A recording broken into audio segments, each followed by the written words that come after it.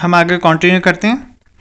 In short, the difference in the day and night temperature is less in coastal areas and more in continental areas. इससे हमें यह भी देखने को मिलता है कि जो समुद्री तट है वहां पर दिन और रात के टेम्परेचर में कम डिफरेंस होता है बजाय के जो एरिया समुद्र से दूर हैं।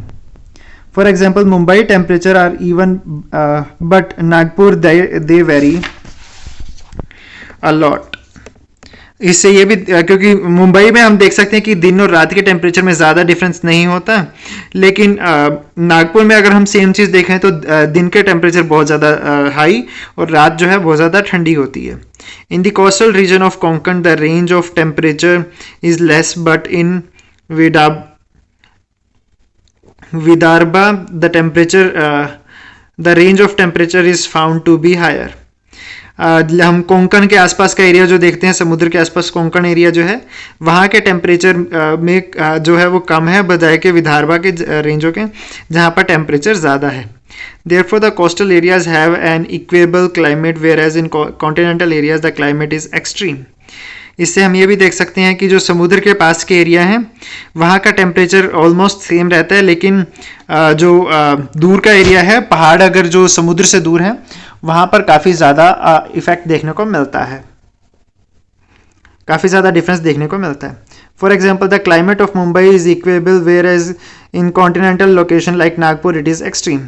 जैसा अभी हमने पढ़ा कि मुंबई में जो टेम्परेचर है वो ऑलमोस्ट सेम रहता है, लेकिन नागपुर में टेम्परेचर में बहुत ज़्यादा फर्क देखा जा सकता है।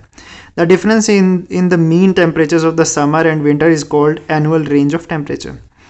जो हम अगर पूरे साल का टेम्परेचर नोट करें और उसकी एवरेज निकालें तो उसको हम एनुअल रेंज ऑफ टेम्परेचर कहते हैं। हम एक एक्सपेरिमेंट करते हैं यहाँ पर। अ pot with water is placed on the burner. Drop 4 to 5 ml plastic buttons in 4 to 5 small plastic buttons in it and observe their movement in water. हम एक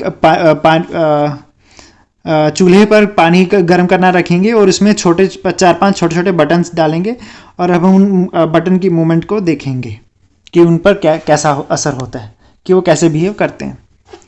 Water expands on heating. The hot water from the base moves upwards.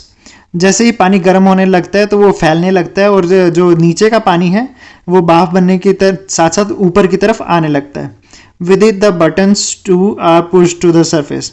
और इसके साथ जो हमने button डाले थे पानी में वो भी ऊपर आने लगते हैं। The relatively cooler water in the upper portions move downwards taking the buttons with it.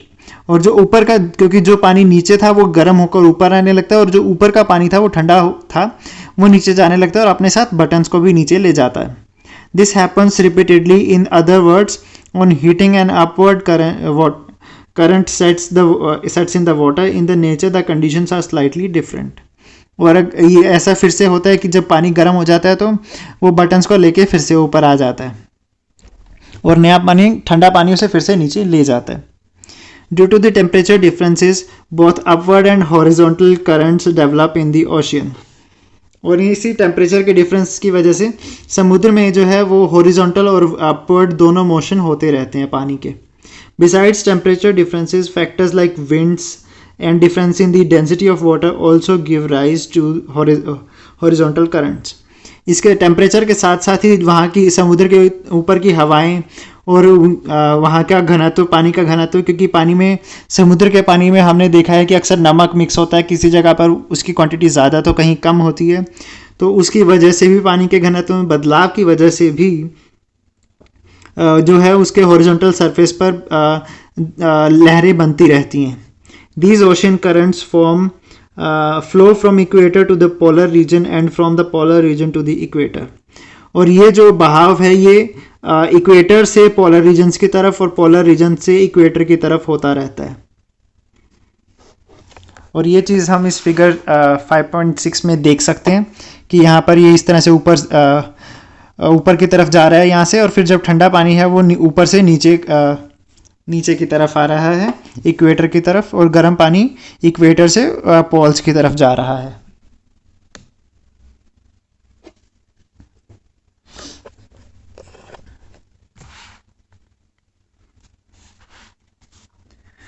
When an ocean current flows from the frigid to the torrid zone, it reduces the temperature of the coast in the torrid zone.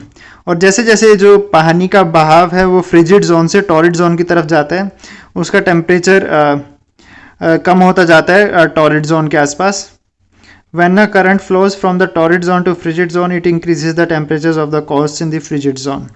और जब पानी जो है वो torrid zone से frigid zone की तरफ आता है तो वो फ्रिजिड जोन के पानी का टेम्परेचर बढ़ाता रहता है। और इन जोन्स के बारे में हमने अभी इसी चैप्टर में थोड़ी देर पहले पढ़ा था। और अब हम पेज नंबर 28 पर जाएंगे। Considering the temperatures of various places on the earth, map of the global distribution are prepared. Overall temperature देखकर हमने ये मैप प्रिपेयर किया है। यहाँ पर इसमें अलग अलग टेम्परेचर को दर्शाया गया है कि इक्वेटर के पास कैसा होता है। इक्वेटर के पास टेम्परेचर ज़्यादा, और जैसे जैसे इक्वेटर से दूर जाते रहते हैं तो टेम्परेचर कम होता रहता है।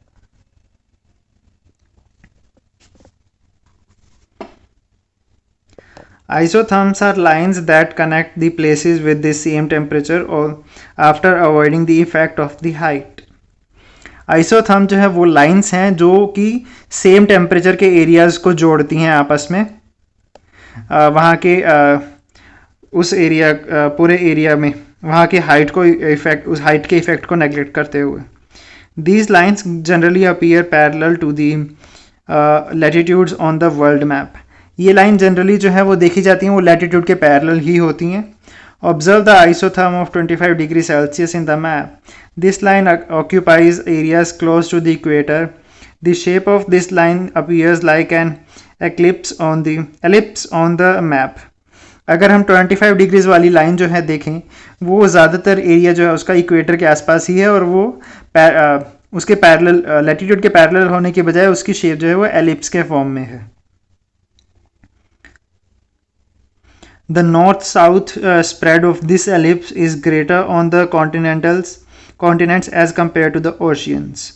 और इसका जो एरिया जो बटा हुआ है वो कॉन्टिनेंट्स में ज़्यादा फैला हुआ है as compare to the ocean part. Ocean में ये कम एरिया है इसका, और कॉन्टिनेंट्स के आसपास ज़्यादा। The isotherm line occupies same part of the continents of the South America, Africa, Asia and Australia. ये जो आइसोथर्म्स की जो ये लाइन है ये सेम एरिया ही कवर करती हैं सभी कॉन्टिनेंट्स का, वो साउथ अमेरिका हो, अफ्रीका हो, एशिया हो या Australia. A very limited portion of the Pacific Ocean is occupied by this isotherm. बहुत ही कम ही एरिया इसका, ये जो आइसोथर्म है 25 डिग्री सेल्सियस वाला, ये पैसिफिक ओशियन का कवर करती है। You will find two isotherms with a label of 0 degree Celsius. और यहाँ पर हम दो आइसोथर्म देख सकते हैं जिनका लेबल 0 डिग्री सेल्सियस होगा। The 0 degree Celsius isotherms from the southern hemisphere is largely straight and is parallel to the line of the latitude. और जो साउथ वाला है वो काफ़ी ही स्ट्रेट है और बिल्कुल काफ़ी हद तक पैरेलल है लैटिट्यूड के,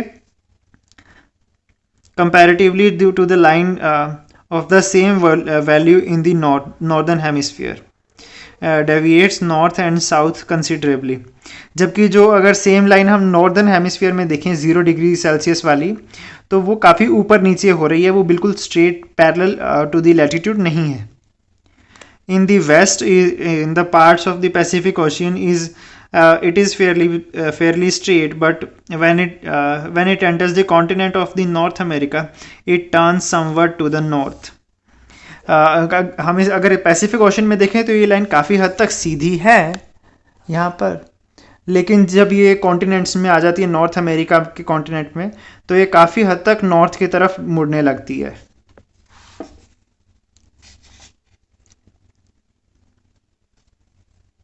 then the line proceeds eastwards, और फिर वो लाइन जो है वो ईस्ट की तरफ जाने लगती है।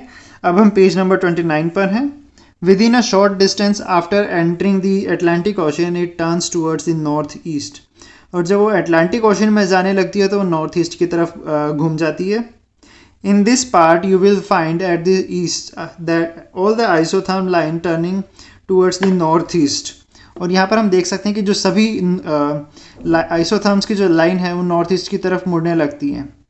This is because a warm ocean current is located in this area. इसका कारण ये है कि इस एरिया में जो ओशियन का काफ़ी गर्म एरिया इस एरिया में पाया जाता है। Further after entering Eurasia while moving eastwards it turns somewhat to the south east. और जब सेम हम ध्यान से देखते हैं तो जब ये यूरेशिया का जो पार्ट है इसमें वो काफ़ी हद तक साउथ ईस्ट की तरफ मुड़ने लगती है।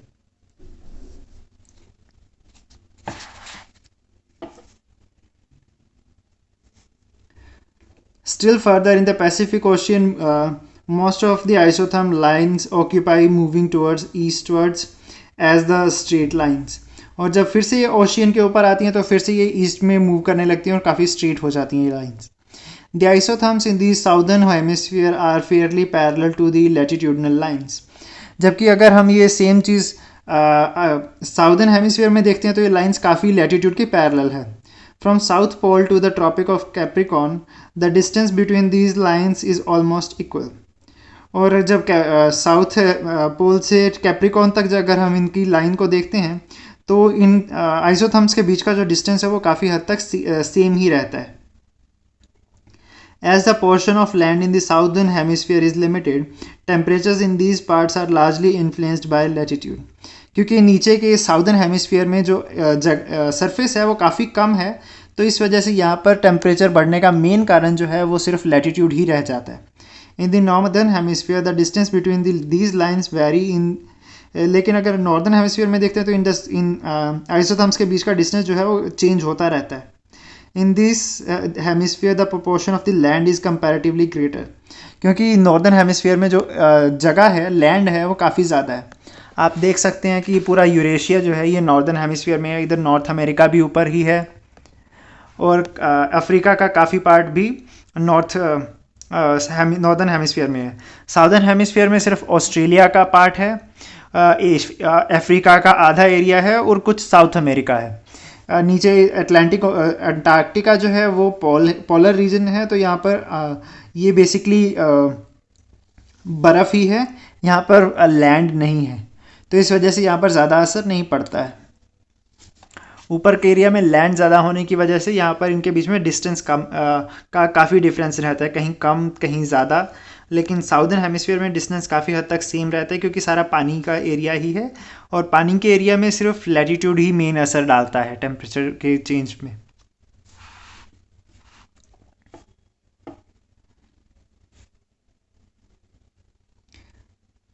This affects the distribution of temperature. और ये चीज़ जो है ये टेम्परेचर में की वेरिएशन में काफ़ी इफेक्ट डालते हैं।